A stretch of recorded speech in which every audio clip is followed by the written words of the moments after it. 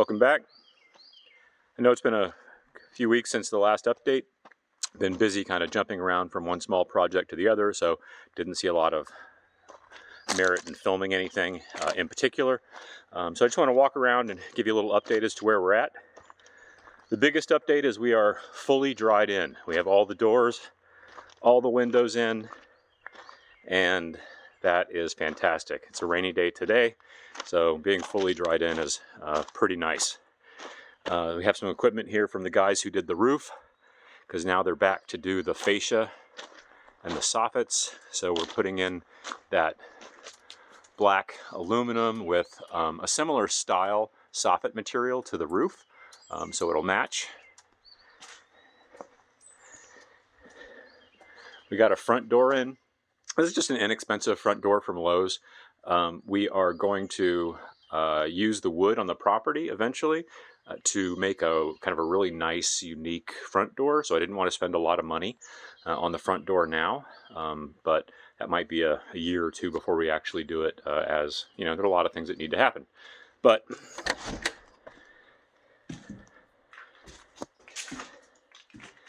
we walk in. A couple of other things. We got our pantry built.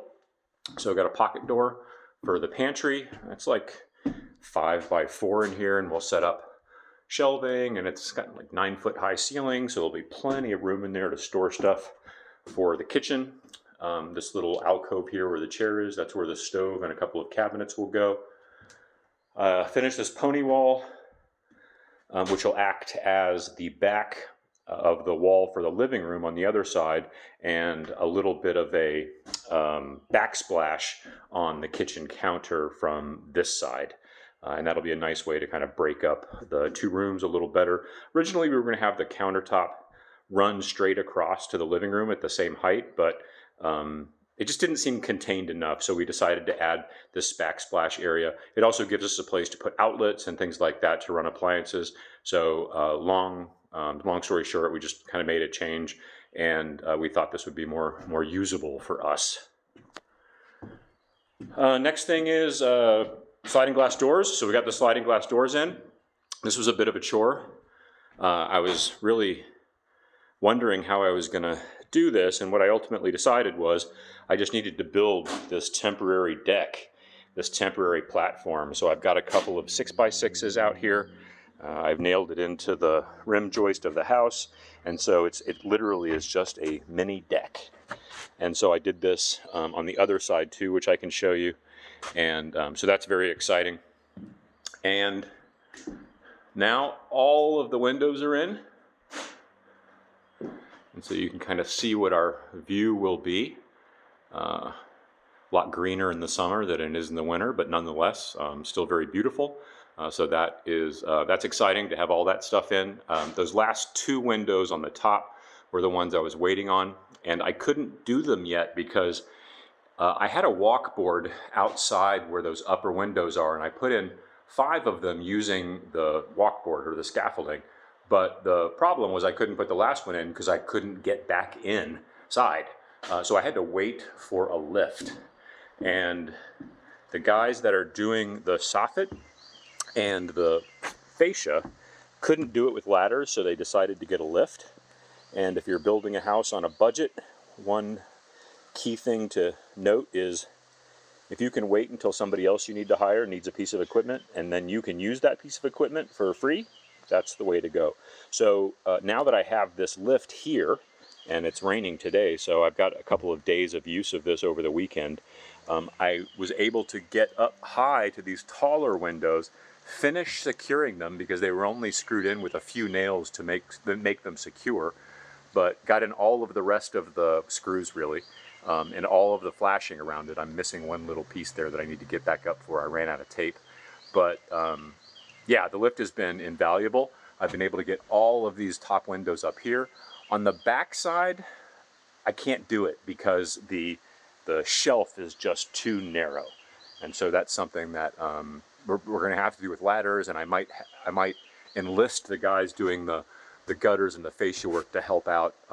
They're really great guys, so they might be able to finish flashing those windows while they're up there doing the gutters and not gutters, I'm sorry, the soffits and the fascia as well. So a lot of progress on this side. I'll go down in the basement here in a minute. So the same thing on this sliding glass door. So built this temporary deck. And when I say temporary, honestly, it could be out here for a year or two. I don't know exactly when we're going to build the deck. That's just about time and money. So we'll probably be living here before we fully complete the deck, because that'll be a pretty big project that doesn't really interfere with our being able to live here. And in the meantime, just stick a chair out there, enjoy nature. So, you know, we'll see what happens with that. Other thing is, so I built the staircase to the loft, or to the master bedroom. So it is very exciting not to have to, and then right here on the mid platform of the stairs, we got a really nice window that kind of lets in light and nature. But saying it's really nice to be able to come up here on stairs and not having to use a ladder. All the windows are up here. Unlike the ones that I just showed you, these are tacked in with several screws, but they're not fully secured or flashed yet. So this is where I might get the roofing guys to help out on these windows that I'm going to have trouble reaching, because this is about 40 feet off the ground from the bottom down there. So the other thing is, you may have already noticed, we've got the electricians in here working. So we're going to use not can lights, but wafer LEDs, because I've got 2x12 rafters in here, and we're going to end up putting 8 inches of spray foam open cell in the roof. So we're going to have, I don't like big cans anyway, and in a application like this, it's not awesome because you have to dig into the insulation, but these wafer LEDs are a great solution. So they've been here for the past, I don't know, week, running all the wires. Really fantastic outfit. Great crew of guys. Had a lot of just suggestions and things to watch out for when we were running the electric. Some things I certainly would not have thought of on my own. So a good thing to hire somebody else for that knows what they're doing. Costs a little bit more, of course, but it also gets done much faster, because what they're going to be doing in a couple of weeks, it would have taken me 6 weeks or 2 months to do. And at the same time, because they have 4 guys doing it, at the same time, I wouldn't be able to do the other things I need to do. So now I'm getting to a point where most of the major building is done, and I want to take advantage of hiring experts in their fields to do the mechanicals. I've already had the plumbers come in, as we've talked about, to put the plumbing in. HVAC is coming in the next week or so to get that done, and then we'll have the spray foam guys come in and insulate the house, and then we'll be ready for drywall. That's going to take, 6 weeks or something like that, because I'll have some work to do in the meantime, but got all the panels in already, so very excited about that. And we will be finishing this up as soon as we get the last jump of underground service from our transformer to the house itself. I also built these temporary shelves.